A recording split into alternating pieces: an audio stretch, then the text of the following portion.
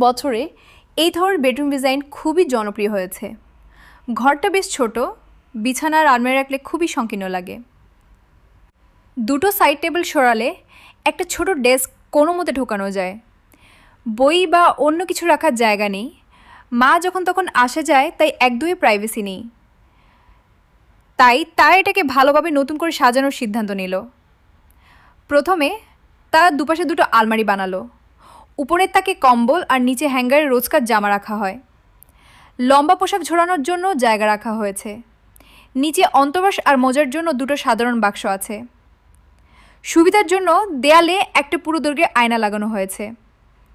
বাইরে পার্টিশন করে পর্দা টাঙানো হয়েছে, বেশি প্রাইভেসি পাওয়ার জন্য।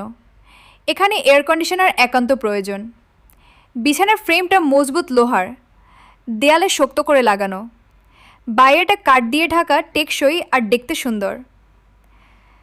তারা পেশাদার বায়ু চলাচল, আর্দ্রতা প্রতিরোধী বিছানা বেস ব্যবহার করে শুধু একটি নরম গদি যোগ করেছে।